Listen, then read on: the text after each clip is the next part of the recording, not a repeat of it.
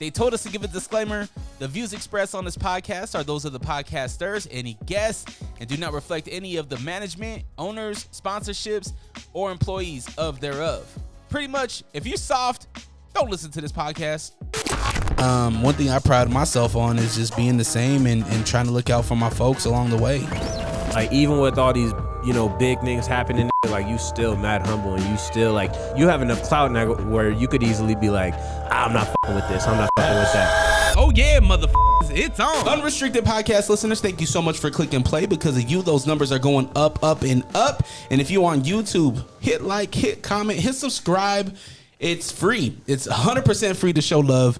And my guest today is DJ Joune. He's in the building. We were supposed to have DJ Bangarang, but if you know Bangarang, he often doesn't show up to my events. He often no call, no shows. And if I was a supervisor, he would have been Mark Webb. Tally number 3 on his way out. He'll probably make it. I think he's on his way. So I love how positive Joune is and how much he believes in Bangarang, but I do, man. I do, because that's my brother. You know what I mean? It is. I guess I'm the brother that hates. I'm the hating brother. You've been burned out too many times, so I guess he pissed me off one day. I was here on a Sunday morning. Text him everything. We've been in a group text, right? Right. Everybody agreed to come through, and so one time I was like, Bangarang, come on, let's do this. And he's like, cool, I'll be there, no problem. I'll see you there. 11, he was supposed to be at 11. Right. I'm like, okay, maybe he's just a few minutes late, whatever. He's only been here a couple of times, a handful of times. Maybe he's down the street or something. Mm-hmm. And nope, 11:15 comes around. Ooh. Around 11:30, so 30 minutes after he was supposed to be here, I finally, I'm like, all right, bro. Hey, I'm packing up. I'm out of here. And he's like, oh my gosh, he calls me. Oh man, I totally forgot. And I'm like, well, all right. Well, as a business owner, you need to live by your schedule, my man. Right. That's very important, man. You gotta be punctual, man. Yeah, man. But Joune, I want to get to know you. You had me come to your most recent event, Afro Paradigm, and it was awesome. For one, thank you. Congratulations on the awesome event. You've been doing it, and I feel like it obviously is growing more and more. Right. What started this whole thing with this night? Or this show? This show, I mean, just to give you a little background on Afro Paradigm, I studied Afro Paradigm back in 2022 because of the pandemic we had. Our industry was affected. People couldn't really connect the way they used to. And I was thinking about what are the key things that will connect people together. So I was thinking about it's going to be music for sure, art, and food, and also just a good vibe. I think when you put all those things together, that can definitely bring people together, and hopefully they can have a great experience. So back in 2022, I had my first event at a rooftop in downtown Salt Lake, and it was great. So it was kind of like, it wasn't a community event, but it felt like it. So people were so happy to get together and do different activities together and meet new people in the city, but also at the same time have an opportunity to have a great experience with DJs, live performances, some art shows, and some other type of activities we had going on. So that was the main idea behind it. So that's why in every event I do, I try to be a little bit more creative in what we're trying to do. So it could still, if it's a party, it's still gonna be a party, but how can we make it in such a way when you show up, even if you don't know anyone, there's an opportunity for you to connect with someone that night and hopefully come back or tell someone else about it so they can come back. They can come to our events and experience the Afro Paradigm experience. Yeah, man. So that's kind of how it started. So I had my first event back in November, I think, 2022.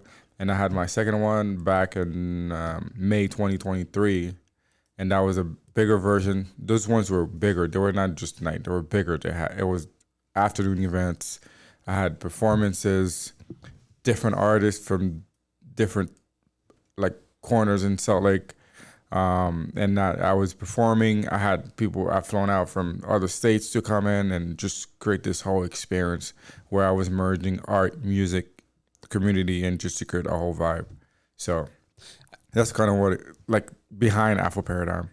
You mentioned people coming together and meeting people, and I actually met a few people at your event, and a few people that I didn't know were actually knew me, and so it was a really cool experience. And you have all different walks of life going into this cultural event, and it's really cool to see. It's like a gumbo, right? You know? Right. If I'm gonna sum up your show, it's like it's a pot of great delicious gumbo, because you'll have the couple that's just coming out for brunch and they're trying to catch a vibe, and then you'll have the married couple that's been to, they're like newlyweds in college, right? And then you'll have DJs that are here to support. You see all different walks of life, and it's really cool. You see, a lot of the Asian girls were there. And right. You had the black community, and then you had some white folks, and it was cool. Exactly. So it's trying to bring different people together. So that.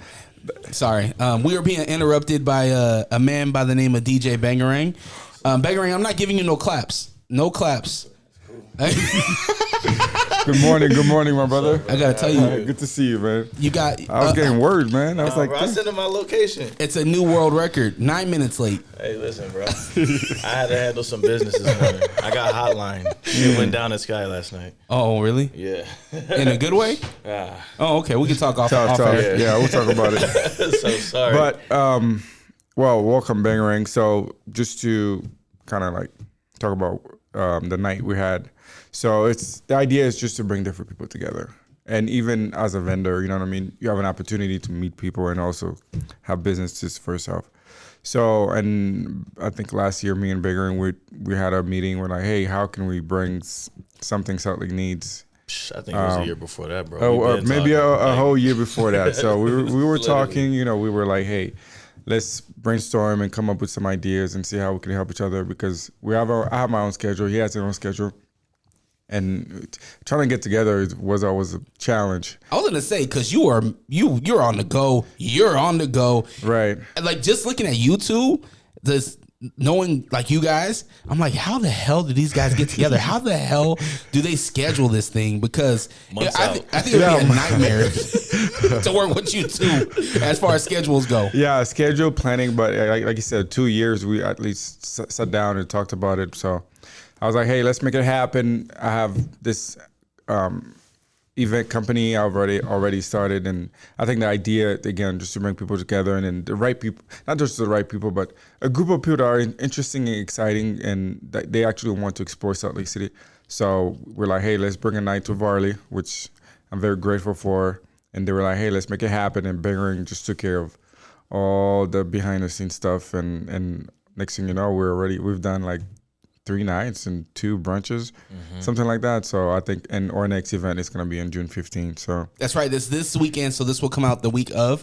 So it's this weekend. Where can they get tickets and the websites and all that good stuff?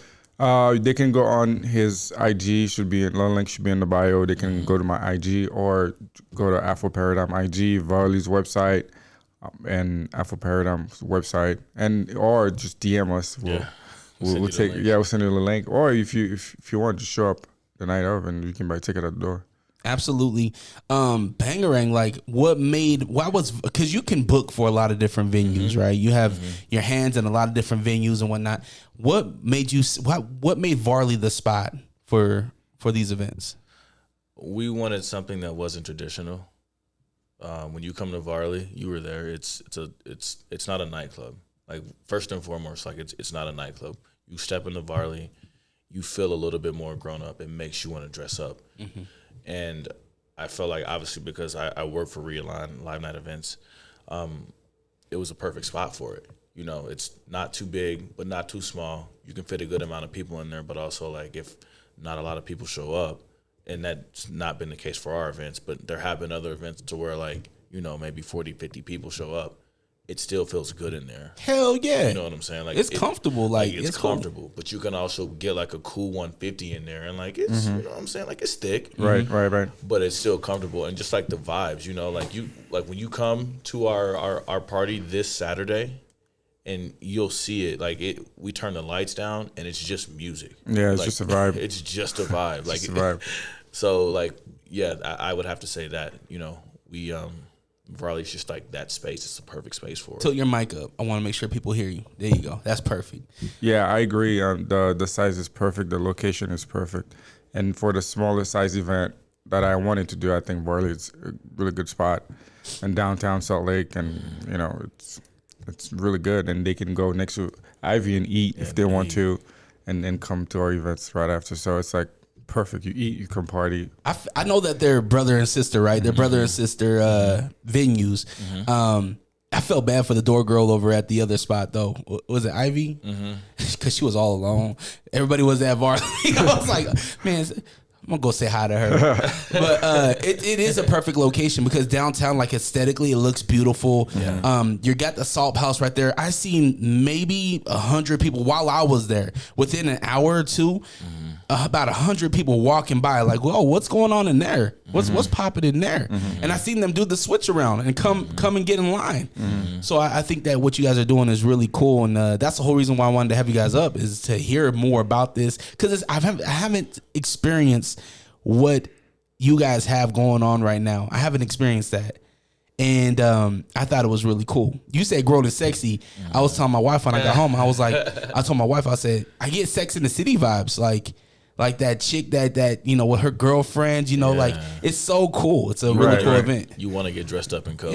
Yeah. It's a vibe for sure. So that's the goal. We want to keep doing our thing, keep growing, and you know, give Salt Lake City a new option for people to come party or network. Like I said, meet new people and experience something really cool in Salt Lake. And as the city is growing, we definitely want to be a part of that. Have you always been into art? Yeah, my whole life, basically. Just being in music. I mean, we're both artists, so just being in music, the way I create my vibe and deliver my expertise. So I just try to put it in the art form. So art has been my whole life, just being in art, and I just love it. Do you actually get down on the canvas? Do you actually? No, I don't get down, but I get down on when I'm playing music. Talk your shit, bro. Definitely get down when I'm playing music, and also though, you know, when I'm dressing up and you know, looking fresh, and it's a whole vibe. So just being an artist, being artistic, being able to express yourself in a way that is you. So when people see you and when they want to hire you, they hire you for the whole package. When you how long you been in Utah? Because you're not originally from here, right? No. I've been in Utah probably like 15 years. And in your 15 years, how much of that 15 years have you spent on DJing and creating your own lane and your own brand? All of it. Yeah, I started playing music since I was, first of all, I started playing music since I was 8. I was taking piano lessons, and that transitioned into just loving to listen to music, and that transitioned into, you know, learning how to DJ. So it's just been my whole life, and I've never really got interested into doing other things outside of just art, music, and just creating an experience and meeting people and providing, you know, helping people have a great time. So throughout my whole time, I came here for school. So I went to Weber State first, and then I graduated at the U. And then this whole time, I was just trying to figure out how to. That's how I met Bangarang. Bro, we met at an event in Provo like 10, 15 years ago. 10, 15 years ago, I just went down. I was just looking for opportunity. Obviously, I didn't know anyone. Yeah. So you just got to be everywhere and anywhere. So I was just networking and just trying to understand, you know, the landscape of Salt Lake City. And not just Salt Lake, Utah in general. Yeah. So I would be anywhere. I would be in Provo. I would be in wherever I could be, just to understand what's going on and learn what type of music people like here. So throughout college, I was just grinding and hustling and having my small little parties here and there. And I actually moved to Salt Lake City in 2017. Right. I mean, it's a different culture from Utah County to Salt Lake City. And I see, that's why I asked you, like, how long have you been here? Because I always wonder, like, how people's view is from when they start to where they are now. How do you feel like the change has been from where you are now or from then to now, as far as like musically and like within the city with these shows? You see other people, they pop up, they have a show and then it kind of stops, and then, you know, what's your thoughts on where you started to where you are now as far as the culture in Utah in this music scene? It's definitely growing for sure. I mean, when I got here, it was different landscape. Salt Lake City always had something going on, but I think now we are catching up to a lot of things quicker. So we're not waiting 5-10 years to bring an experience that was great somewhere else 10 years ago. So, for example, what Bangarang is doing, like he's bringing a lot of people here that they probably wouldn't even come to Salt Lake. Maybe they would probably wait like another 2-3 years before they show up in Salt Lake. So just having all that energy come to Salt Lake early, it makes a big difference. So yeah, Salt Lake City is growing super fast, which is great. And us as DJs and being in the music scene, we're able to capitalize on that. And yeah, Salt Lake is different from Utah County, but overall, the whole state is moving forward. I mean, what we want is to make it go even faster so people can really enjoy what Salt Lake City has to offer in terms of entertainment. You said you played musical instruments, piano and stuff. I have friends in bands who play live instruments and whatnot.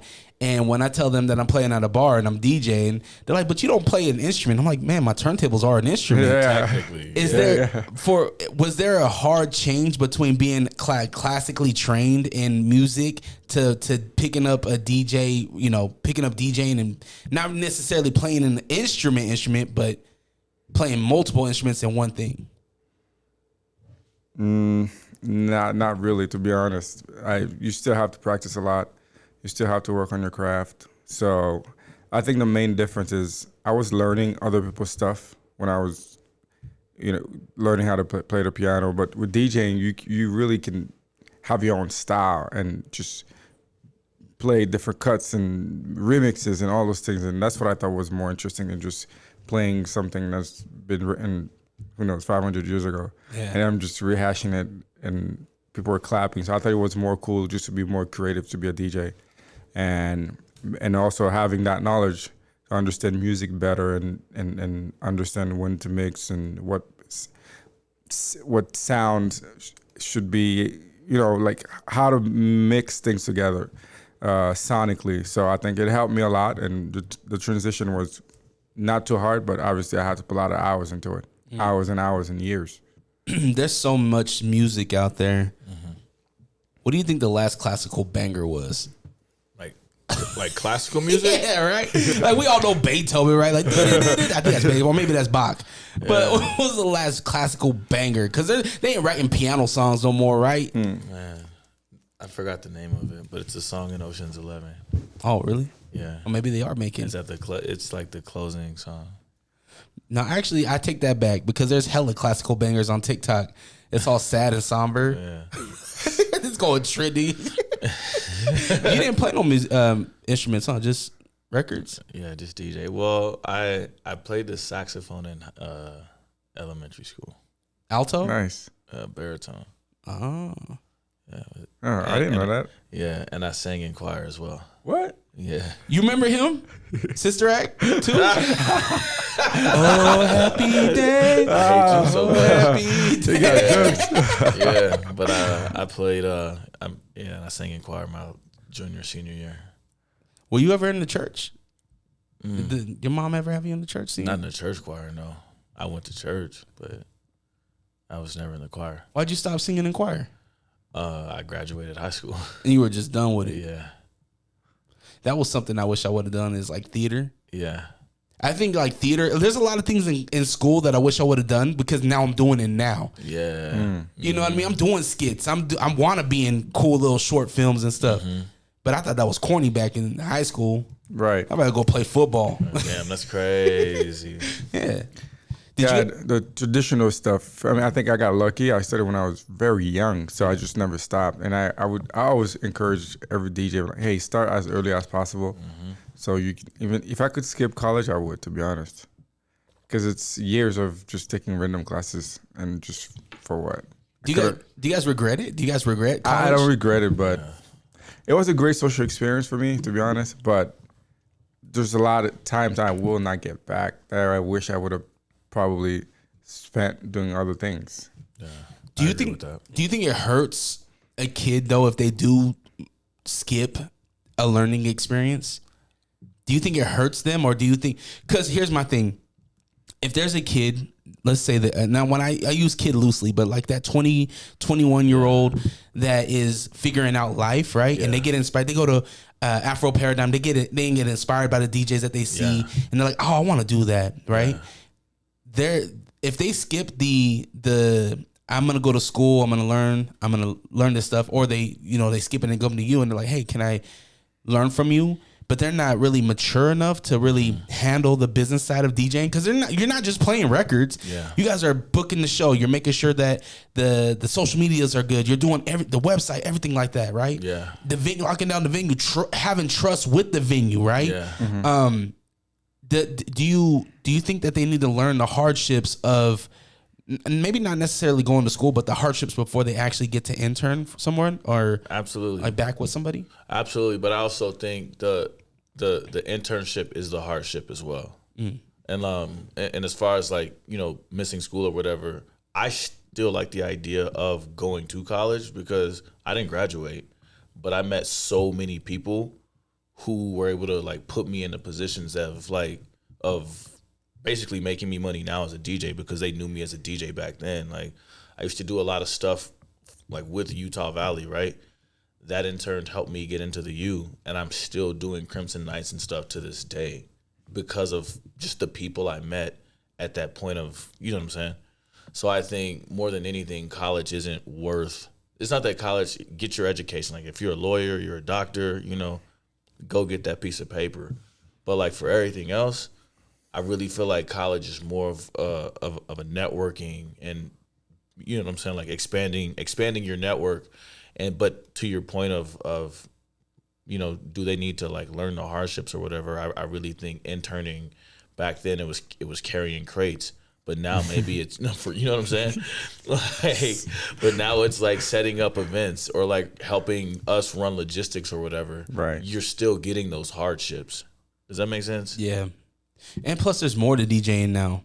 Like, I feel like in all creativity, I feel like it's not just one trick ponies no more. Like, it's not just having a dope DJ. Yeah. That dope DJ has to be good on social media too. Man. That dope DJ has to be able to talk. All credit and speak. To this guy, bro. I hate social media, bro, but he be on it, bro. I'm like, you have to. I think as a DJ, you have to be a specialist and generalist. So your specialty is the skills of DJing, but you have to have other type of knowledge. Agreed. Which is why I think school is good for that. But at the same time, it would be better if it was more catered to, for example, as a DJ, if you go to business school, what are you actually learning that's going to directly impact your DJ career? Not much. Marketing, yes, and maybe some finances, but other than that, there's not much, which those things you can learn from other places. So I would say now, if you want to DJ, if you have a mentor or someone that's actually doing it right now, I would rather pay that person and get the knowledge, get the interpretation from them, and then that would like reduce your learning curve for years, because there's a lot of stuff that I learned. I'm like, damn, why didn't I know that, bro? 3 years ago. How come no one told me? Obviously, I didn't know anyone or close enough to tell me that information. So I had to find and look it up and go online and or waste time and years and money to actually get the lesson. So I think for a DJ or any type of creator, if you have a mentor, I think that's going to save you a lot of time. And actually, it's going to tell you, do you really want it or not? So you could actually see not just what they're doing, which is the pictures and the reels, but also what goes behind the scene. You know, like for him, what he does behind the scene, no one knows, but it's a lot of work. So do you actually want that too? You know, it's not just, I can get in any club and look fresh and make people go crazy. But what about the work behind the scene? Do you actually want to do that too? Yeah. Yep.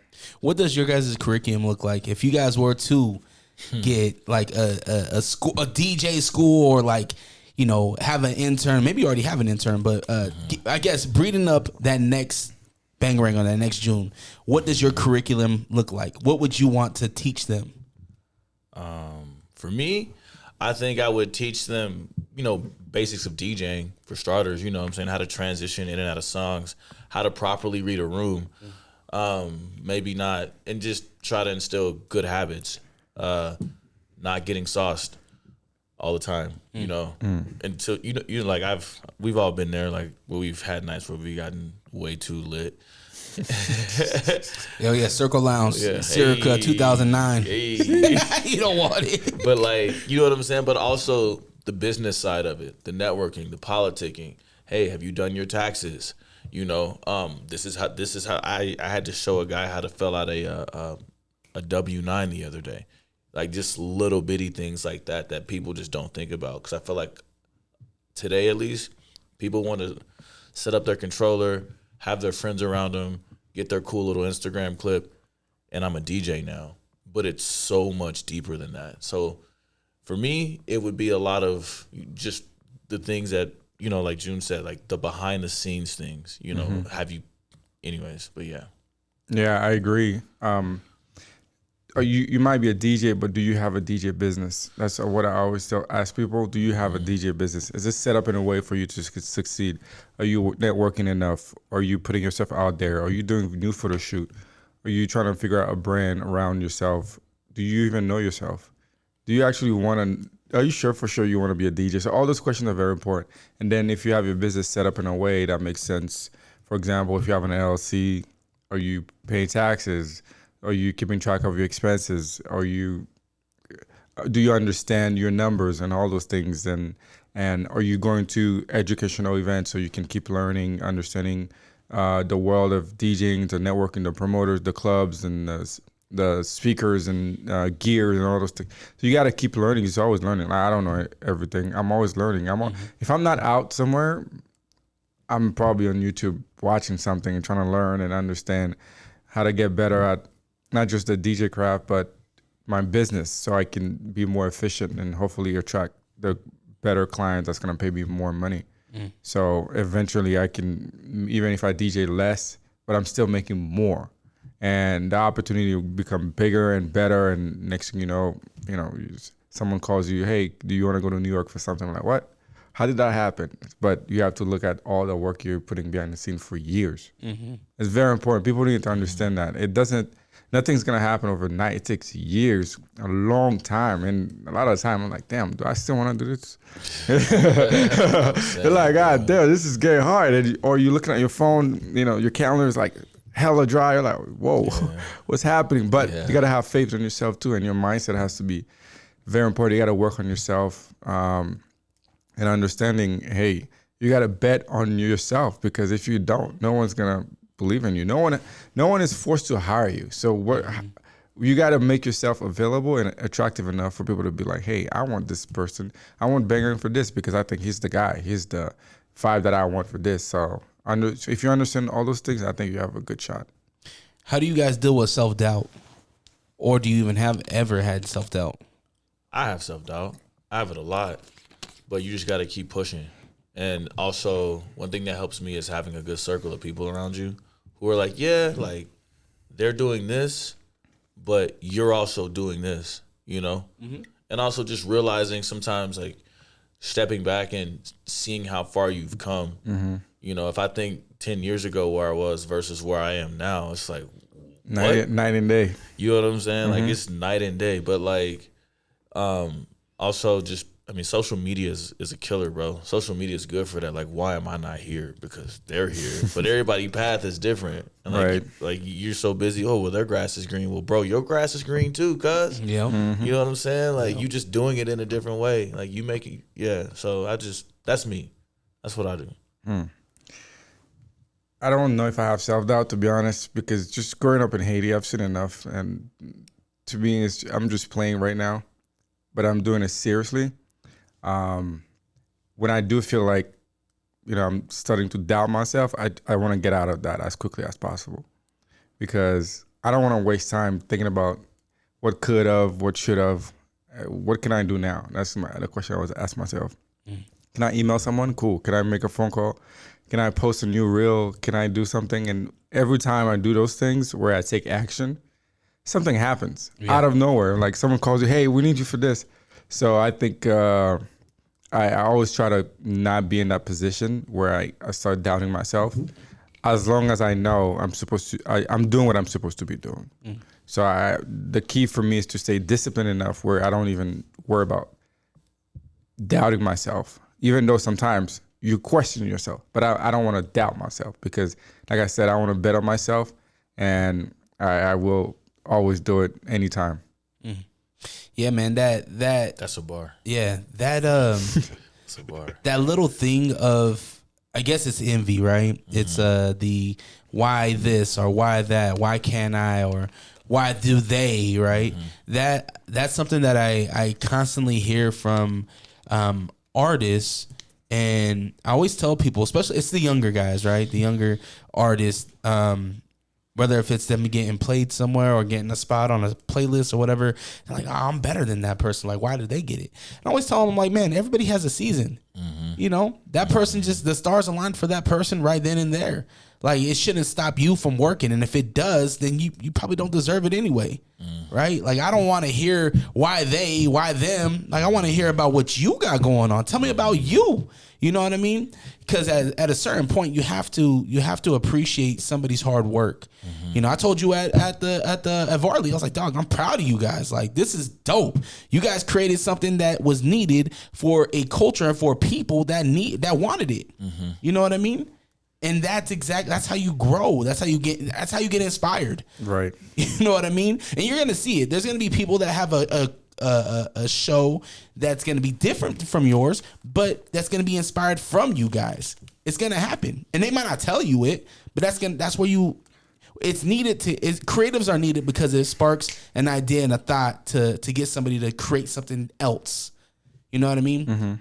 So I think that it's always better to show love and show genuine love, and don't be envious of people, because your time will come as long as you work.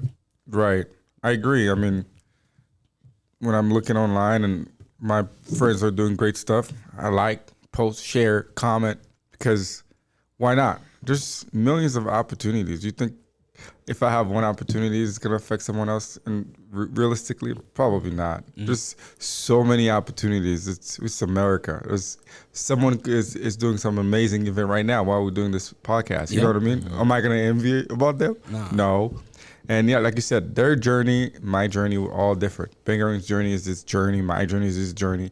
And sometimes we will collaborate. Sometimes we'll do our own thing. But at the end of the day, I think the most important thing is always find ways to help each other however you can and push each other. For example, if I'm like, hey, I think you could do better, or I have this opportunity, let me help you with this. And that helps a lot. And when he has something going on, he's going to reach out and help me. And he sees what I'm doing, I see what he's doing. So we're both growing in our own way. I think that's key. And there's no envy. What you think I'm going to envy because he's opening for a great... I'm going to be happy. I'm going to show up and support him. Like, hey, everybody go to his show. You know what I mean? So, vice versa. Vice versa, exactly. So that's how it works for me. And I know that's how it works for him too.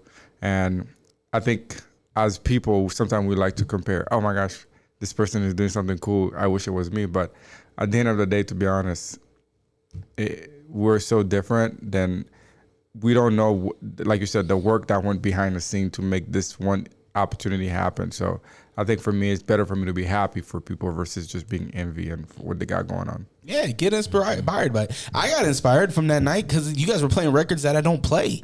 You know, you guys are playing vibes that I don't play. And so I'm like, damn, how can I implement this into my shit? You know, like, how can I create a cool little 15-minute vibe of good beats? You know what I mean?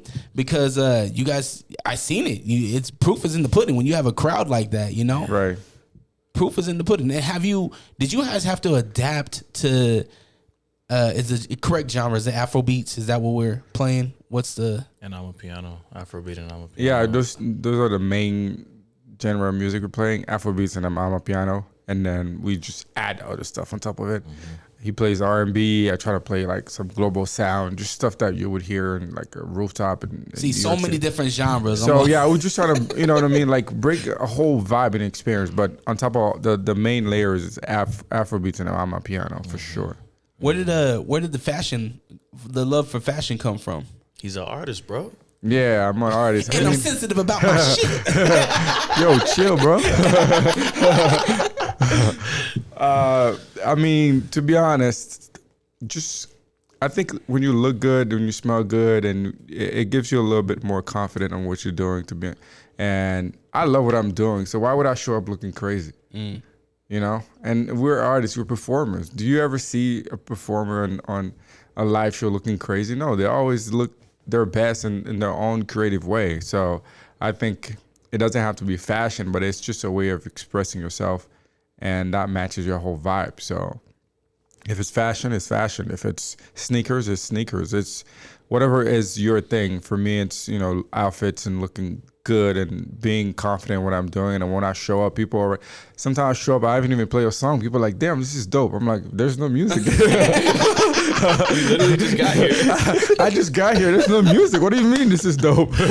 So I'm like, damn, if he thinks like this, so when he goes to my website, he's probably think I'm dope too. So they might want to hire me. So it's a whole mindset. And I think that's what artists need to understand. Sometimes it's your art, but it's also so you as a person. Now people actually like and want to hire. So if you can bring it all together as a whole package, I think it helps a lot. Did you you got new clothing, right? Did you just drop something new, Hurricane Bang? It's not out yet. But I'm rocking it right now. Yeah, but didn't you advertised it, didn't you? Not yet. Oh, maybe you told me about it. Maybe show me some stuff. No, I showed you the mock-ups, but yeah, we got a new merch line coming. And I've really, shout out Teddy, my brother Teddy. Yeah. Oh, so he gets Teddy was on time. Hey man, we need a Hurricane Bang. I'm almost there. T. I'm on my way.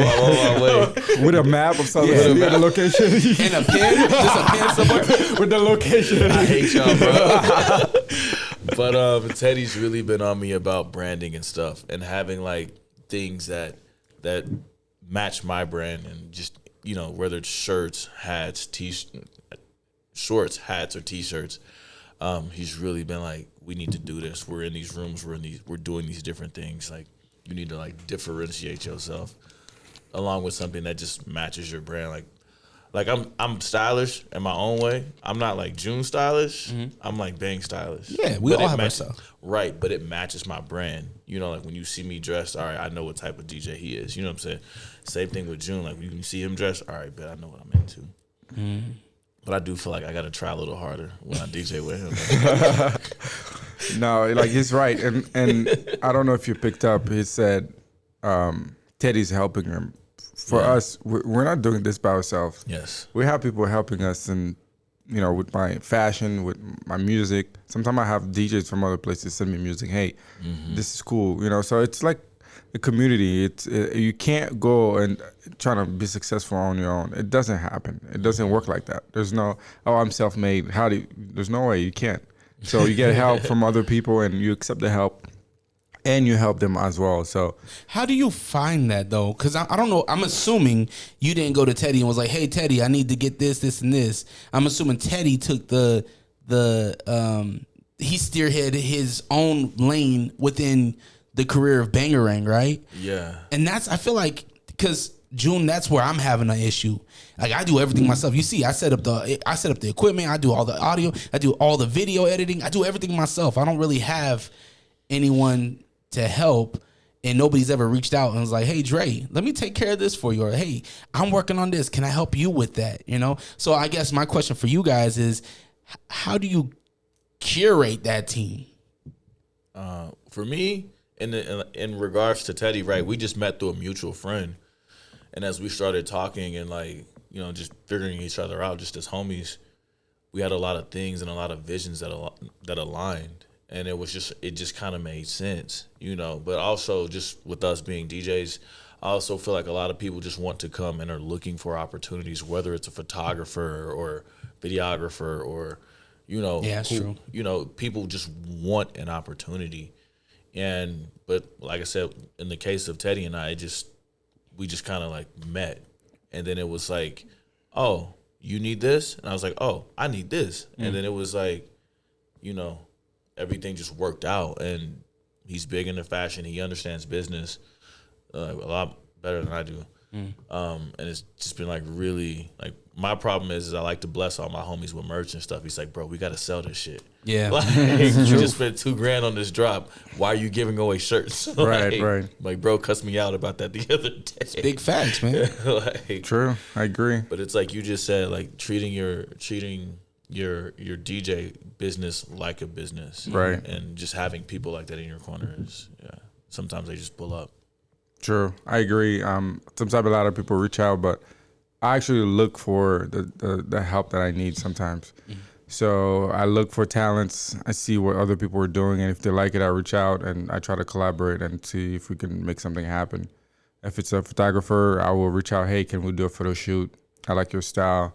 I think you can help me with this vision, and we collaborate. So I think looking for people that already have the skills that you want help with, and also just the way you move in general. I think you can attract people that are actually already in their own mission, and you guys get together and for a bigger purpose. So I think that's very important. And the way I do it is I let people know how I move and how I work and how serious I take my stuff. So if they're not trying to take it as seriously as I am, which I know they probably, a lot of people can't because we're different, but I could see how they're doing their things, and if it makes sense, we can collaborate and make something happen. So if you sit around, probably not gonna happen, but I think you have to actively seek people sometimes and get the help you need, and eventually someone else would lead to someone else, and next thing you know, you have a whole network of people with different skills, and when you need to put something together, it's easier versus you doing everything on your own. And when you really need help and it's too late, you're like, damn, I can't, because it's too late. So you gotta have these people around you and in your corner, so when you actually need them, you just can activate that network. So You guys, we all do DJ sports events, right? Bang, UVU, U of U, June, Jazz. I messed up last weekend. I played an unedited version of Not Like Us. Where? At Maverick Center for the fights. So I do Fierce Fighting Championship. It's MMA. Fighting, no. So here's my thing. My man Zach, he's the one. Shout out to Zach. He's the one that puts it. He's the matchmaker, right? Mm-hmm. And he's my boss. He's the one that hired me. And he's like, yo, let's keep it clean, you know. But I'm like, Doug, like these guys are punching each other in the face. They're killing each other in the cage. Like an F word here or there. He's like, let's try to keep it clean. I was like, all right. So I've been doing this for almost 3 years now, and Not Like Us just came out. right. And so I'm like, oh man, I played it. I thought I had a clean version, but nope. But it's so hard that you can't, like, I had to let it play at least to A minor, you know what I mean? Right. Acting like ain't you tired? Yeah. A minor. So my question for you guys is: Have you guys ever had a slip up inside the stadium? Have you guys ever played a dirty version of something? If so, how did those conversations go? I definitely have. On the field or in the booth? On the field. Oh my God. Like, did you get a look? Nah, cause you have the headset on. Right. You're like, hey. So that version, I was like, damn. But yeah, I have once or twice. But for the most part, what I've gotten in the habit of, because I don't trust record pools anymore because of that. Like record pools, they'd be like, it's clean. It's clean, and it's not. thing you know, just, yeah.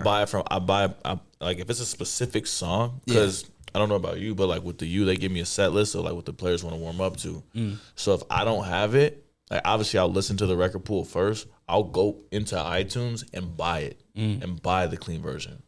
Because I know that I know the iTunes version is a clean version, and sometimes I've had to go in and even clean up the clean versions because we're in Utah, and like even just the innuendos or whatever, like the meanings behind songs are like the meanings behind the lyrics are still not clean enough for Utah. Yeah, does that make sense? I agree. Same. I think a few times. Just trying to get out of it as quickly as possible. If you hear it, or just. But now with stems, if it's not clean, I just remove the acapella and then I just keep the instrumental for a little bit, and I look for the clean version, and I switch it up real quick. Smart. So yeah. Just try to be quick. As a DJ, you got to solve problems. Sometimes you place the dirty version is next to the clean, so you think you got the clean version, next thing you know it's the dirty version, or someone's talking to you out of nowhere and you're like. Not paying attention, bro. Which is very annoying. Not paying attention, and you next thing you know, you're like listening. But sometimes I don't. Sometimes I think people hear it, or they think, "What? Did I just hear that?" And, I mean, and as a DJ, if you can get out of it as quickly as possible, I think you can save yourself. But if I hear it, I'm not gonna let the whole song play. No, hell no. I'm gonna get out of it as quickly as possible. Yeah. It's hard though, and I have the headset in, and I'm talking to the engineer up top, and I'm like, and the producer, I'm like, oh man, like I'm still trying to mix this song and do this, and I'm like, man, 2 headsets, Right. a lot going on and juggling it. How do you what's the gig that, like, do you guys get excited for the sports event still? Yeah, Absolutely. because it's a lot different from a club night or another party, right? It's just a different type of party. Yeah. I mean, for me, like, I just love football. Like, you know this. Like, Yeah. I love football. So to be able to be a part of getting the players hype, you know, or being on the field, and like some of the coaches, they recognize you because you've been doing it for so long. It's like you become a part of the culture and stuff. And I get really excited. Like, the Utah games are the one thing I'm never late to. Oh yeah. He makes sure he has his tent too. We'll be in a group text. I need the tent. I need I'm like, okay, my guy, we got you. But they moved me up to the booth last year, bro. I seen that. Life changing. Life changing. E-Rock be looking like he having fun in the booth. Bro. I was in the booth with him one time, like a couple home games ago, bro. He's got AC. He got a little mini fridge up there, bro, and he just be stroking. He's got his own camera up there. Yeah, I seen that. And they're like, the thing that I like about him, about both you guys, is they integrate you guys into the program. The program. Yeah. Like, I'm integrated, like I get my shout out or whatever, but it's like you guys are a part of it. Like, all right, bet. Like, we got this section carved out right after halftime for June. Same thing for E-Rock, and E-Rock be going off. Like, they do this thing at RSL where they'll black out the whole stadium because they got the LED lights in there, and they have everybody wave their lights, and E-Rock is like playing. So it's people waving their lights, and then it cuts to E-Rock like every 30 seconds, and he's just like, That's ill. Man, it's so dope. I be seeing the tweets. I'm like, damn, like the people really fuck with E at RSL. Bro. It's really dope. Shout out E-Rock. Man. Yeah, Shout out E-Rock, man. The first sports event that I did was indoor arena at the Maverick Center, and they had me do halftime. The first show, they had me do the halftime show. I'm like, fuck, like I wasn't expecting it, and I was like, thank God I put together a cool little set. Because the halftime was like 15 minutes. Yeah. I'm like, jeez, Like sweating. I'm like, God damn. On the spot, like have they done that to you? You guys done like the halftime show thing? For the men's basketball, I have. That's a lot of pressure. Yeah. I mean, it's a lot of people, a lot of pressure. But Man, Joune's so fucking cool, man. Bro, you know what I'm saying? Man, it's a lot of pressure, but I let my dick hang and it's all good. I'm an artist. I'm an artist. I'm from Haiti, man. In Haiti, there's a lot worse things I've been through in life. You already know, man. But NBA ain't shit, man. I got everything. come on, man. It's a whole vibe. Exactly. You see what I'm saying? Bro, his phone contact is DJ Joune, the vibe curator. Yeah, I seen that. It made me, my iPhone made me update that shit. Exactly. Bro, I said I ain't updating that shit. I'm going to send it to you again. What the heck? No, but you know what? I mean, if you like what you're doing, for me, I'm having fun. Mm-hmm. So it's more fun than pressure. That's how I always see it. I'm having more fun than this pressure. So obviously, I know what I'm doing, and I got to do it seriously. And you know, he's under pressure already. He's under pressure right there. It was the kombucha. This is about halftime. That's me on halftime. They're not like us, right? Yeah, no mics for you guys. You like that? The mics off. That shit funny as hell. Yeah, man. So I mean, you guys are doing a lot. You've done a lot. What's left on the bucket list? What's left on your guys' things that you want to accomplish? Maybe outside of even DJing. Man, at least for what we're doing, I want to take this shit on the road. Ooh. And I don't know how we gonna do it, but I think, you know, us getting the content, which thank you, that we did last time. Yeah, that was dope. No, thank you for having me. Yeah. Of course, bro. What you doing 6:15? I'm at the Maverick Center. No, I'm at the. Have you guys done Warehouse 22? I know you didn't fuck with us. Shut up. It'd be your own people. It'd be your own Young people. Yeah. After Hold on, this the whole 15th or the conversation, 15th. No, the 15th is Saturday. Exactly. Oh, you guys are doing Saturdays now? Yes. Oh, we yeah, always at did night, them at on night. Saturdays. Yeah, at Oh. night. Oh, okay. Yeah, I'm at Warehouse 22 doing the fights. Sorry. Insane. Got a family to support.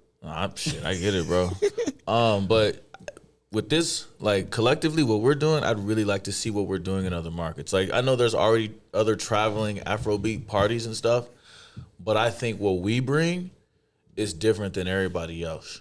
But then, like selfishly, like I there's still a lot I want to do. I want to produce more music. You know, I want to work with more artists. I want to travel, being like a traveling DJ, consistently, and I'm grateful just for my day job because I've been able to learn so many ins and outs of the industry and how to like navigate touring and routing. So when we do take this stuff on the road, I already like know what to answer and like what to look for and all this other stuff. But yeah, that's just me.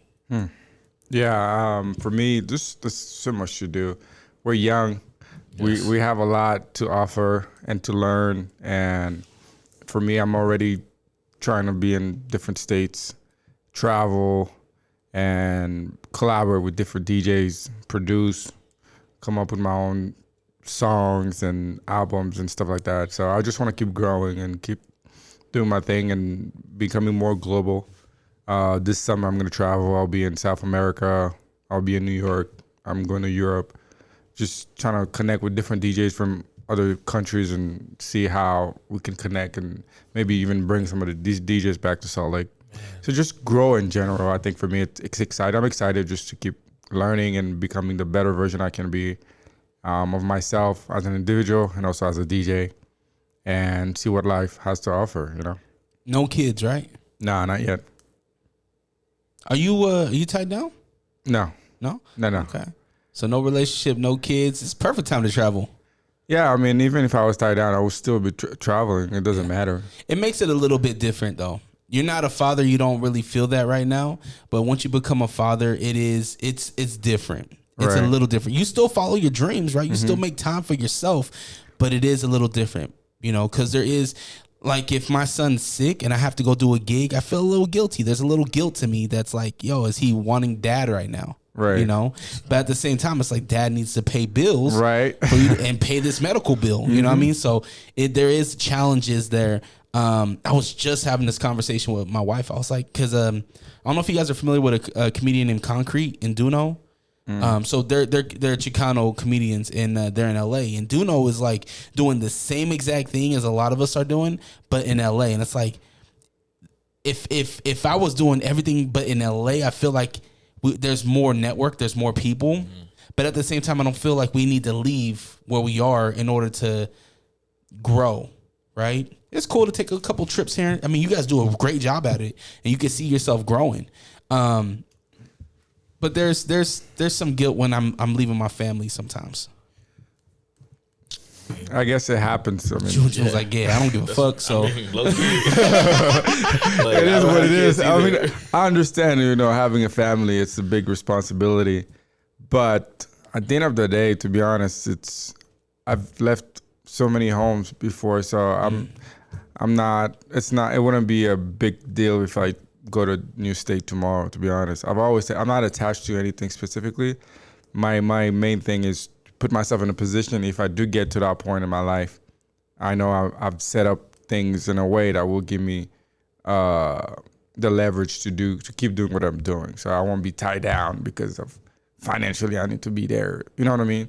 So I just want to put a lot of things in place so I can keep going after my dreams, because I have a kid or something like that, and next thing you know, I'm not working on my dreams and I'm not doing my best. And when they look up to me, they were like, hey, my dad used to be cool. Yeah. You used to be a vibe curator. Now I don't know what's going on. So I want to inspire those, my family or the people around me or anyone that's looking up to me that, hey, just keep going after your dreams regardless of the season you are in your life. Obviously, you're going to have to adapt, right?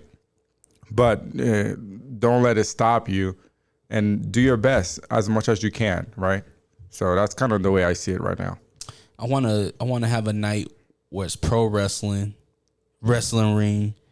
I don't know if I'm inside the club. I don't know if we can do it inside the club, but pro wrestling and music. I don't know how it works, but I want to do that some way, somehow. Will be a lot of people fighting. You think so? Pro wrestling? No, because so before you came to Utah, there was you guys remember Club Elevate? Maybe you might have been. Right. Yeah, I remember Elevate. So Club Elevate used to have an octagon in there. Yeah, it was Right. So they had an octagon in there. They used to do MMA fights inside the club. Right. That was an MMA fight. But let's say we have a regular club and we're like, hey guys, let's all have everybody just go crazy. And, No. There'll be a performance. Okay. Right, like pro wrestlers will do a performance. They'll Okay. do their wrestling, but then they'll have like music too, maybe like in between. I don't know how this is gonna work. I just want to bring together my two loves of pro wrestling and music. Now I'm trying to figure out if we can put a wrestling ring at Sky. I'm sitting there, I'm like, man, how big is the damn floor? Like, When Shaq comes into town, you gotta have the wrestling ring. Yeah. And Shaq DJing. yeah, that should be crazy. I don't know. I mean, I think it's possible. I No, don't see you why don't, not. June. Don't. I don't see why not. June is the greatest because June is gonna be respectful about your dumb ideas. Nah, Trey, man, it's not gonna work, bro. I mean, why not? I mean, it's music and it's wrestling, and just put it together, see what happens. No doubt. Well, I want to jump into a segment called Questions. Are you sick of podcasts that just interview people with the same questions and gossiping nonsense? Are you tired of hearing about what's wrong with the world? Can you locate your nearest orphanage? Who cooked the Last Supper? R.I.P. Mr. Potato Head. Seppuku Harakiri.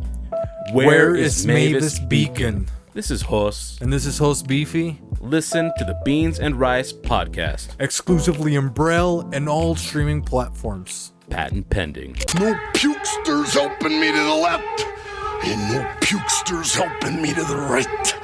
Didn't need 'em then, don't need 'em now. You are the ex-champion Olympic. Now this is the way, Tony and David, that you do the figure 4 leg lock. Do you love wrestling? Do you believe that Stone Cold Steve Austin is the greatest entertainer of all time?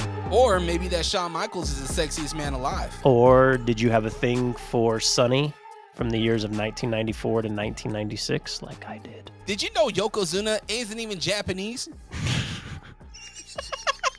If you could count the number of dimples on Rikishi's ass, this podcast is for you. Follow us, the Figure 4 Podcast on Instagram, at Figure4 Podcast. And check us out on YouTube. Do it. Tell your punk ass friends about us. Yeah. Hey, yo, you're probably listening to the Unrestricted Podcast with DreRawka. We are? No, they are. Yeah, oh, right. Oh, wow. And I'm the real Ruby. You can catch me and Fonzie and the G Daddy Funk on Lake Talk 801 Podcast. Yeah, but I think you have to come in more smoother, more funnier. Like, yeah, they could catch us on the Lake Talk 801 Podcast. Yeah, y'all can catch us on Lake Talk 801. Yeah, and be like, and yeah, man, hey. And they could catch people like me, the real Ruby, and people like you, Fonzie, and people like him, G Daddy Funk, on the Lake Talk 801. Who cares? What did he say? Huh? I didn't hear him. I don't know, but this probably should be the ad. Are these on? Catch a new episode every Monday on all streaming platforms. The Lake Talk 801. Tune in now. So Questions is a segment where I asked the internet, hey, send me your questions. They didn't know you guys were coming. So it could be specific to a certain topic, or it could be specific to me. Regardless, I just asked the internet for questions to ask you guys. And Questions is powered by the good folks over at a bar named Sue. Catch live music, sports events, including the UFC 303 pay-per-view, McGregor versus Chandler. I got Chandler on that one, if that fight even happens. At a bar named Sue, 3970 South Highland Drive and 8136 South State Street. Find out more at abarnamedSue.com. All right, so first question comes in from Don in Portland, Oregon. Shout out to all my Portland folks. Is Not Like Us played out? Fuck no. No. That is the song of the summer. Summer. We're just starting summer. No. It's no. But maybe played out if you're like in the club every night. But for me, I played it literally every day.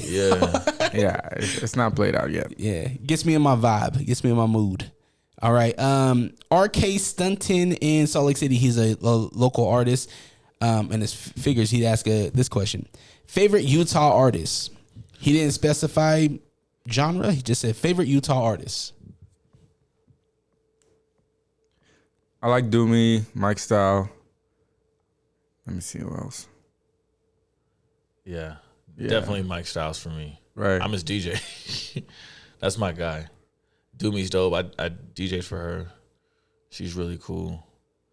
I like Ferrari 2 times. Man, I feel like is it Young Majin? Yeah, Young Majin. Man, I like him too. I really like him. I know I'm gonna forget some people and get hotline, so it is. I think I echo like all those artists. Doomy is probably one of my top of the list favorites. But then you got K the Dog outside of hip hop. Yeah, I like K a lot too. K's cool. Outside of hip hop, you got Murphy and the Giant, which is a folk rock band. They're really dope. Eroculips, you guys, like there's a lot of dope artists. Zach Ivy's really dope, and he's in like he's on tour right now. Yeah, in Europe. Yeah, shout out to Zach. So just like really cool things and cool artists that are doing things. So it's hard to pick just one. Yeah. Right. I have many favorites. Yeah. I just hope that my favorites will work harder. You know.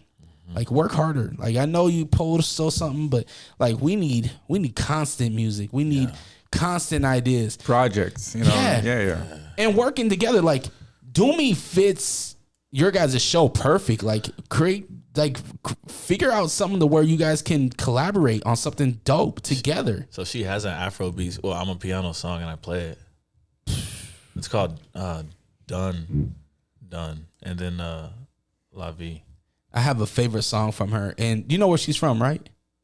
No, where is she from? So Doomy's from Madagascar. Madagascar, yeah. I didn't know that. So this is my favorite song from her, and I think she hates it. I love it so much. I actually played this on the radio, and I didn't get in trouble for it. But this is my favorite song from her. Shout out Steve Johnson. Shut up. Don't do not on this song.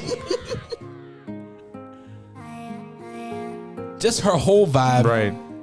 Everything. Look at June just getting happy right now. Look at her.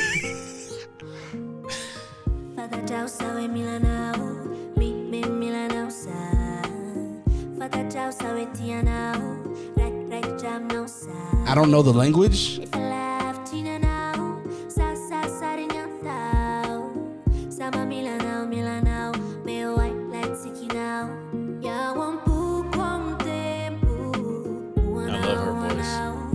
I got chills right now, bro. I thought it was just cold in here.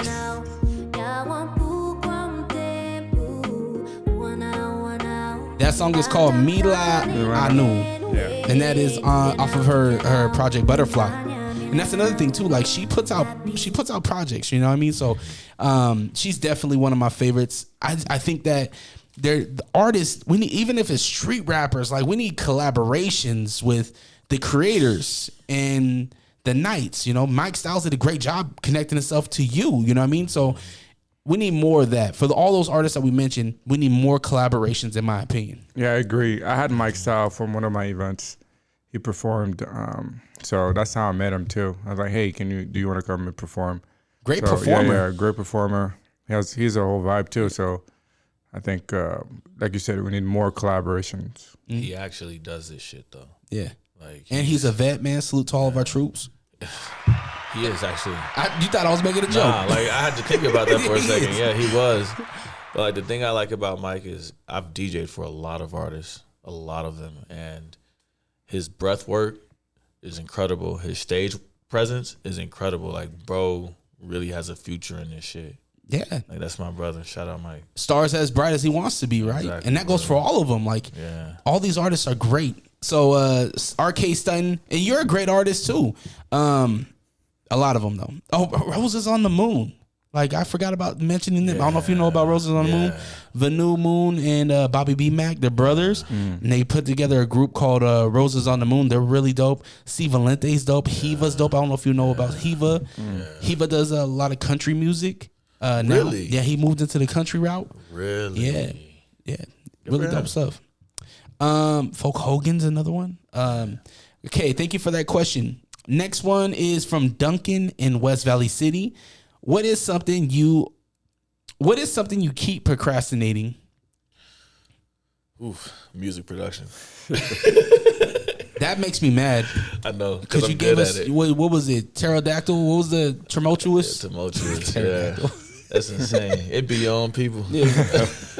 we need happy new version bang. Yeah, we need a new album, new EP. Yeah, but no, I would definitely say like music production. But I've actually been in the studio more like the past couple of weeks than I have like the past 2 months. Didn't you just drop a remix to Not Like Us or bootleg? I made an edit, yeah.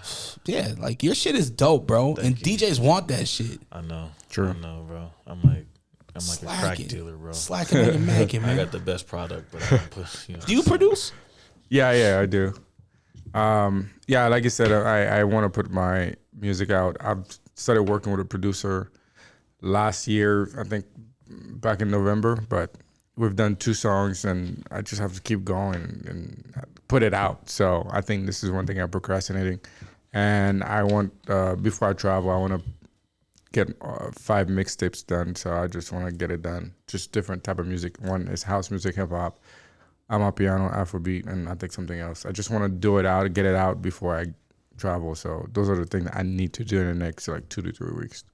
I love it. For me, stand-up comedy. I've been thinking about that too. I've been procrastinating. I need to just go to an open mic. I got the jokes. Practice that shit.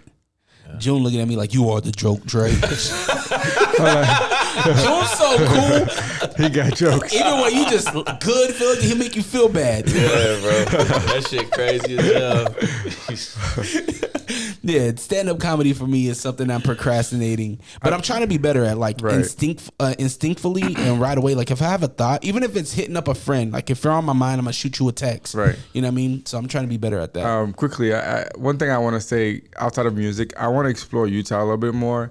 I've been procrastinating that for forever. So I just want to explore, go to, all the national parks and stuff like that. And Same.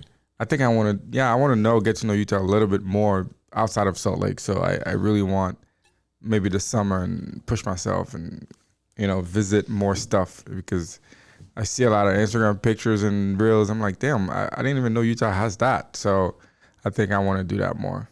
Ain't that some shit? People come from all over the world to ski. To go to Zion. I ain't did none of it. I'm right there with you. Right there, like, what's going on? I'm like, wait, is this Utah? I'm like, damn. Yeah. Just like the Great Salt Lake. People come just to see that shit. Right. It's kind of annoying sometimes. I'm like, I'm here. I should be able to do it. It's just we get so busy and just in our own world. But I think I want to push myself and get those things done and go visit all those places. Absolutely. Yeah, and maybe we'll have a crazy, set down in Zion. And why not? Yeah. They have Red Rocks in Colorado. Why can't you have something crazy in Utah? Wonder if they've ever done that. I don't think so. Shit, make that happen. Yeah, I mean, okay. Shit. Listen, I'm about to start wearing my shades everywhere. Make me feel cool. At least for me. If you want them, shout out to Pit Viper. If you want them, you can have them. That's a bet. All right, next one or last one here. Oh, this is one that I created. So often this is a guy from Boise, I think it is, and he asks me like Team A or Team B, and he'll give me like MMA fighters. But I was like, let me flip it. Let me do some musical artists. Shout out to Pit Viper, sponsor Bangarang. He'll wear your shades. All right. Hell yeah. Sponsor me. There you go. Those actually are fly. Yeah, those are dope. I might want those ones back. I just like you can have them. All right, Team A. You got to pick a Team A and a Team B. Okay. Team A: Drake, Eminem, Nas, Jam Master Jay. B. Or Team B: Kendrick, Lil Wayne, Hove, or Jazzy Jeff. B. Yeah. Oh my God! What the fuck? Hove, Kendrick. Now this has always been the debate, right? Drake and Kendrick, Eminem and Lil Wayne, Hove and Nas, the Jam Master Jay and Jazzy Jeff now. But yeah. So you guys are going with B? B, yeah. Absolutely, I think B is more solid. More solid. Like Eminem carries that other squad. Drake gonna get in his feelings. I need killers. I think M would bring out the fire in Drake though. Yeah, but you still got Weezy and Hove and Kendrick. But you got Nas. Nas is that Don't generation care. of like, yo, like Like, suck it up, let's go. Yeah, The Weezy Soul's too. Hoes. Weezy's when I was growing up, man. Yeah. Weezy had one song every second. Bro, Yeah. literally, bro. Yeah. Weezy was dropping something every week. So Every yeah, week. yeah. I think Weezy is the guy. And Jay-Z, I play more Jay-Z than I would play like The Nas. the Nas and stuff. So Do you guys separate the music from the artist? I do. I don't really care if it's a good song. I'll play it unless it's something controversial. Yeah, But that's like some wild shit. Yeah, unless some wild shit. But other than that, Are you guys playing Diddy in the club still? I don't really play a lot of Diddy in the first place anyway. So it's not really. But how many Diddy songs would I play in the night anyway? So Yeah. More probably. money, more problems. Diddy. But I haven't played that That's one. that's Mace, but nah. And you can cut him out of the song. You know what I mean? Just play it. I usually cut straight to Biggie first anyway. Exactly. So it's Now- what Diddy song would I really play? You know what I mean? I Need a Girl, but there's other people in it, so I don't know. Yeah. So What about Hove? He ain't did nothing. But I mean, let's say in Watch the what you say, bro. Watch hypothetical. what you say. I love Hove, right? But in the hypothetical world, if Hove gets canceled or something crazy comes out about Hove with evidence, do we stop playing Hove or any artists that are big that we currently play all the time? I don't like to speak on things that aren't, that aren't facts. Yeah. I don't like to speak on things that, So what you're telling me is that we don't separate the artist from the art. Nah, we do, but yeah, we do. For me, I mean, let's say something happens about Jay-Z. Okay, I stop playing Jay-Z. My night is still gonna be fire. So I mean, yeah, that's true too. yeah. So I'm not relying on Jay-Z to have a great night. That's true. That's true. So it is what it is. Don't come to my nights because I am. Jay-Z doesn't owe could you me shit. imagine? Jay-Z doesn't owe me shit. I don't owe Jay-Z anything. So it is what it is. So it doesn't matter, man. There's enough music for years without ever playing a Jay-Z song. It doesn't matter. Dog, there's so much music and it comes out Right. so fast now that I like people shame me when like I get put on the new stuff. Like, you haven't heard blah blah blah. I'm like, no, I haven't. You're a DJ. I'm like, dog, I'm sorry. I'm living life and Right. like, there's music every second. Right. Yeah, there's so much music. I mean, even if we're playing together, we're like, hey, we both gonna play Afro Beats. He's gonna play this whole set, and I'm probably like, what was that? I don't have it. Probably Shazam. I'm like, what was that? You know what I mean? And vice versa. And vice versa. So it's just like, if you're a great DJ and you have a good set, you should be, you can rely on your set that you will be okay, whatever, whoever's playing next to you. You know? June, what's your biggest challenge right now professionally?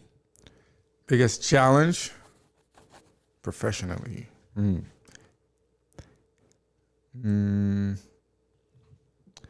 don't know if it's a challenge, but I think it's more of a task. It's just to keep growing and create more awareness of my brand so I can get to the client that I want to get to. No one specifically, but the client that I want to get to, or the client that are taking what they're doing seriously. So if it's an event, it's professional. They're going to pay me in advance. They're going to ask me for my rider. They're going to take care of me. So those are the people I want to work with. So my biggest task or challenge is find these people and make sure they know that I exist, so they can hire me and I could be a viable option. Even if they already have 5 other DJs, how can I be on option number 6 just in case they need me for something very specific? So that's kind of what it is. But other than that, to be honest, I'm just trying to have fun and staying focused, just work and learn and collaborate and support whoever I can, whenever I can, and see what happens, you know? What about you, Bang? I would agree with that too. Like, similar thing. Like, I think my biggest challenge professionally would actually like that, but also staying consistent. Like, staying consistent DJing, staying consistent in the gym, because I notice I'm more creative and I'm in a better mood when I'm working out consistently, you know? And just, yeah, I think that would be it. Like, figuring out, you know what I'm saying, how do I get into these other markets, but then staying in these other markets consistently, you know? And I feel like for me, part of that solution is producing music and making my own edits, because people like my edits. But I'm not as consistent as I should be. Right. You know, like it doesn't take me long to make an edit or a master. Bro, just be bullshitting. You know what I'm saying? Like, so it's like, I would honestly say, like, echoing what Joune said, but remaining consistent. You mentioned Joune. You mentioned getting the pay, right? As far as getting the clients that you want and the pay that you want and the pay that you deserve. For a while there was a lot of undercutting going on in Salt Lake City DJs. That still is. I was gonna ask it's still going, you said? I mean, not in my venues. Oh yeah. Like, we don't do that shit. The venues I book, we don't do that shit. But I've heard, you know what I'm saying, through the grapevine, that in some of these other venues, people are coming in and be like, I'll do it for less. But we also, sorry, I don't mean to hijack it, but like, I feel like if you set like a standard, it's like with our venues, you know what you're gonna get paid at Sky or Soundwall or whatever, and like that's the standard. But it's also like nothing too low, so that keeps everybody loyal. It keeps us in a healthy rotation of DJs, because at least at Sky, I feel like we pay our DJs really good, and because we pay our DJs good, people are going to take their job more serious. So, which means we don't have to worry about like undercutting, and plus, like, you know, you have a DJ booking DJs, like, yeah, you know, telling me to book me, I'll play for free, and I bring tables. It's like, all right, bet, I'm good. Are you good? Like, are you a good DJ? Are you good? Like, you know what I'm saying? Are you good? Yeah. How do you feel our DJ culture is in the city and the state right now? Do you think we have a good, healthy culture, or do we need to work on some things? Absolutely. You know, I've been fortunate enough to travel to different markets and like network with other DJs and other, you know, DJs of influence in, you know, whether it be Vegas or San Diego or Scottsdale or Boise. And if I were to compare the Salt Lake market, I say we're fine. You know, we have a lot of younger DJs who are hungry. There's a lot of things that they need to work on, but they're young enough to where like they can get to, like, it can be, they can be corrected, you know.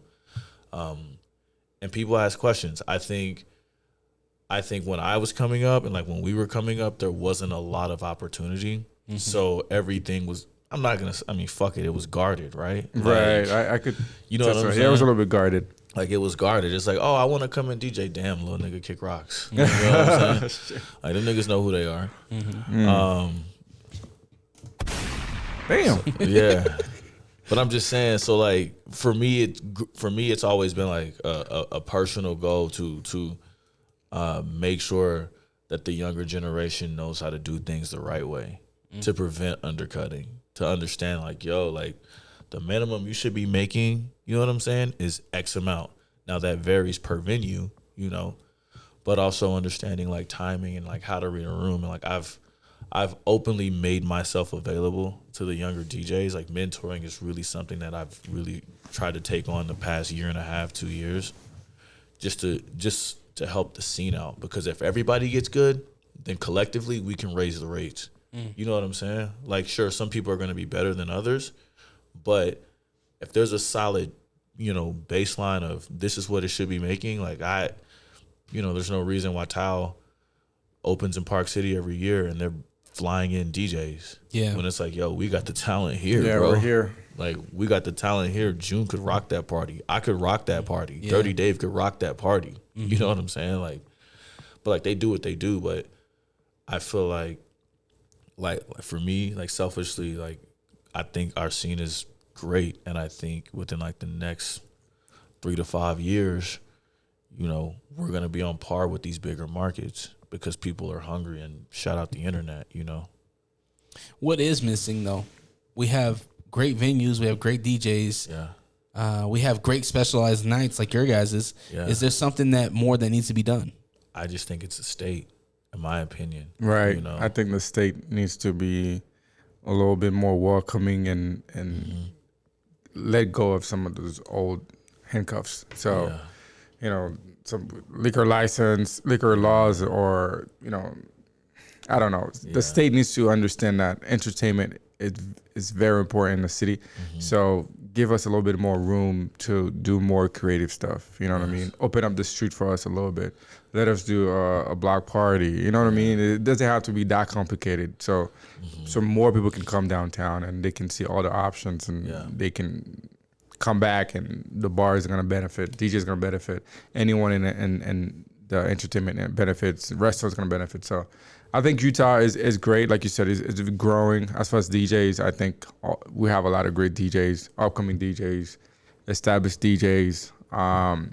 He's made himself available to mentor. I've made myself available to mentor.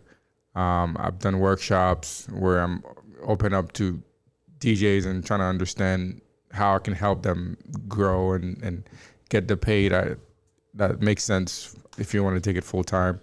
And being able to, for me, like you said, it was guarded for me in my position. Bro. I'm still learning every day. So I'm like, hey, how can I help someone else that doesn't know anything? And if I can tell them, hey, this is how I run my business. I think this is how I do it. You don't have to do it the same way, but this is what's helping me right now. At least you have a model. Because what I didn't have is a model, like a blueprint of, okay, this is how the venue works. This is the promoter side. This is this and that. I didn't really have any blueprint. So I was just going based on instincts and how it work and all those things. So I think being open enough is going to be helpful. And those DJs will respect you even more. And I think that's why they're not going to go and be like, hey, can I do it cheaper because I can do it for $300 less. No, they're going to respect you and be like, hey, this guy is helping me grow. Why would I go and undercut him? You know what I mean? Bingo.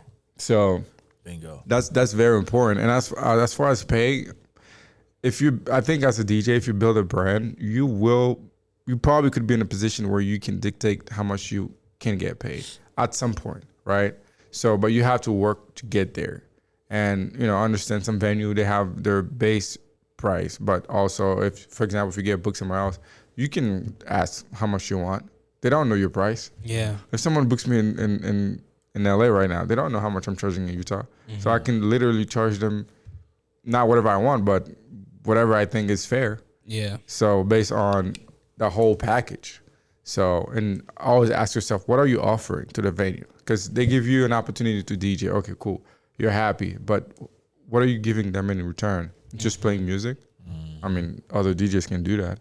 Bingo. Yeah. Right? Man, that's a bar right there. Are you promoting them? Are you posting on a story? Sometimes I send a flyer to another DJ. Hey, event's in 2 weeks. And they post that shit like 2 days before the event. I'm like, bro, 2 days? Who's going to see it? Yo, at me, dog. Yeah, at me like 2 days. Right here. You know what I mean? And I'm the guy that's doing it. I'm pushing this shit for a whole month. So you can see like the work ethic is... It's different. So it's now I understand who I'm dealing with. So I know how to maneuver around people like that. So yeah, there is something to where if you build a relationship, hopefully in return you don't get burnt from that person. Right. I also think that a lot of young DJs get opportunities that are huge opportunities, and I don't think they necessarily know how to negotiate and know how to work that end of things. Right. The money talk sucks. I don't know how about, probably not for June because June's just a cool guy. But I hate the negotiation part of working things out. Mm-hmm. And I can see a younger DJ being like, oh, I get for an example, it's not going to happen, but an example. Oh, I'm getting booked Saturday night at Sky. Oh yeah. $200 sounds good. Right. Like, they don't know how to negotiate and how to really book themselves for this thing, even though that's not how it would happen. But right. Yeah. I think for me, asking questions is important. For example, if I don't know how much DJs have been getting paid before, I can ask, hey, usually for something like this, how much do you pay your DJ? So they will give you that information. Be like, based on what I think I can provide, can we do this number? And you negotiate. Oh, we can't do 6, we'll do 5. We can't do 5, we'll do 450. So at least you come up with your own number, because you never know. Because let's say, oh, I'll take whatever. What does that mean? Yeah. Well, for a business, they'll pay you $100. $100. But if you say, hey, how much do you guys usually pay for something like this? If they're honest, they're probably gonna tell you, and you'll be like, oh wow, that works for me. I did not expect that. Sometimes I go into a place and I was thinking, oh, they're gonna pay me this, and then they pay me a lot more. Mm-hmm. And I was expecting that. So let's say I went in with a lower number. They're like, oh, I'll give them the lower number, but this is our budget was this. You know what I mean? So I think asking questions is very important because when your business is it's helping each other, right? You're helping me, I'm helping you.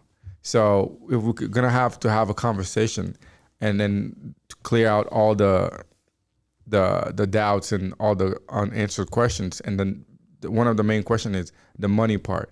How much should you get paid for this? So if we talk, you give me information, I give you information, and we come down to a number. I think it makes sense. But asking questions is very important. Very important.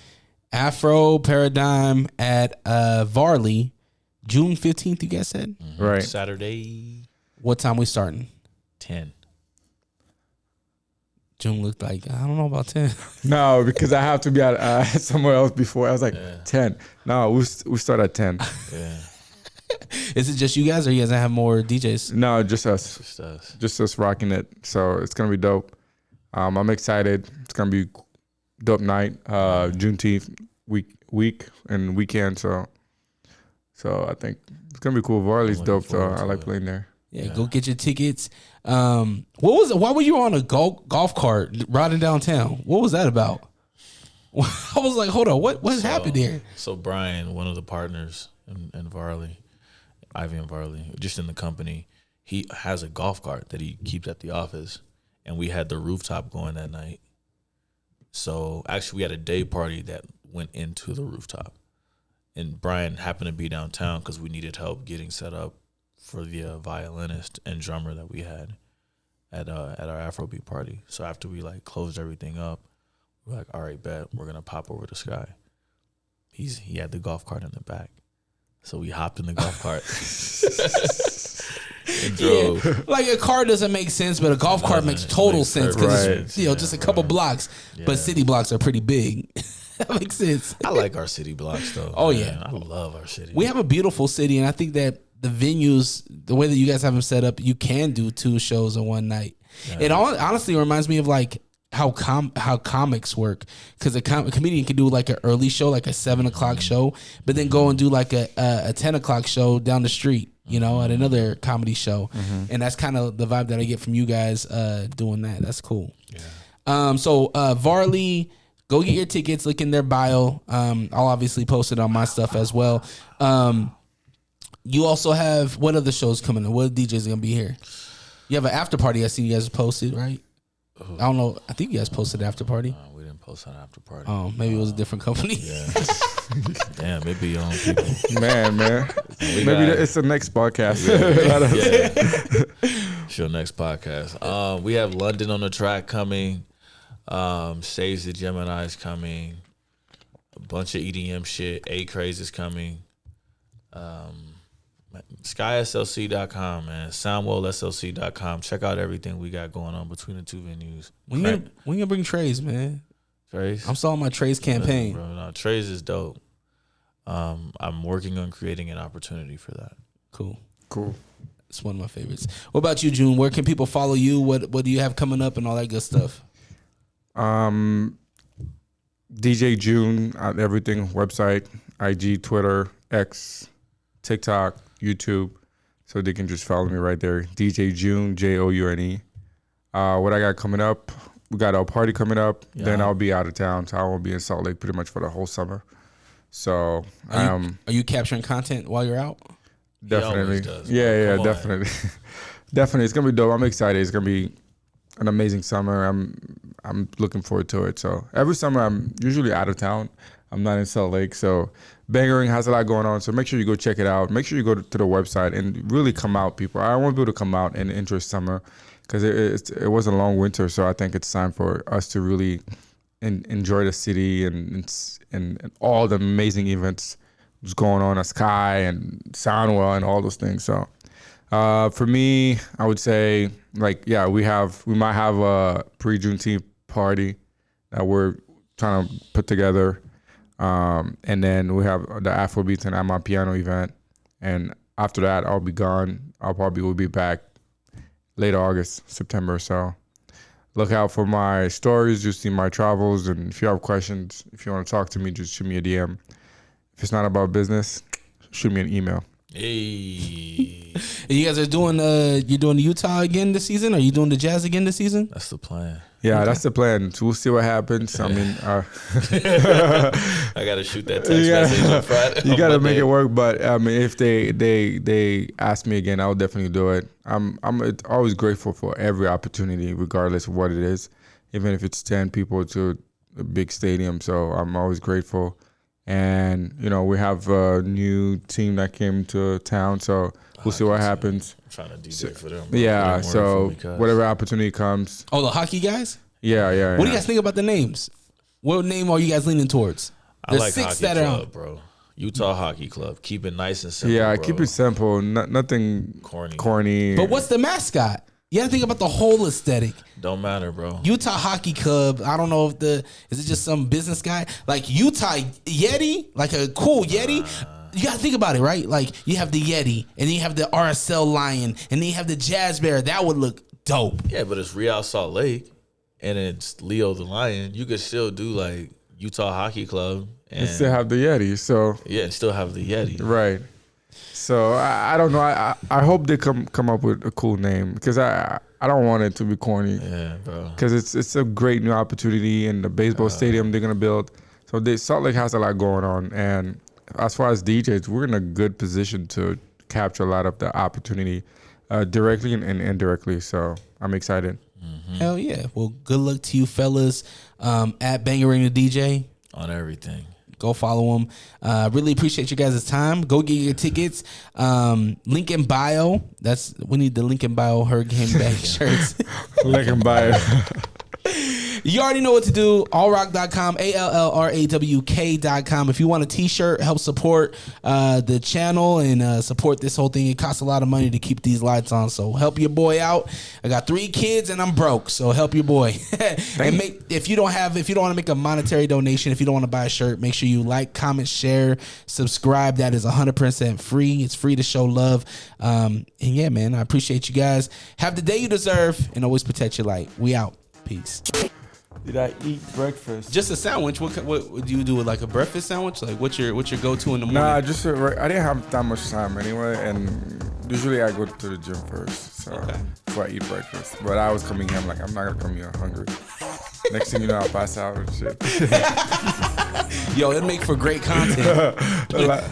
Come to Afro Palladium. Our Paradigm. I'm like, wait, what? What did you say? You just pass out.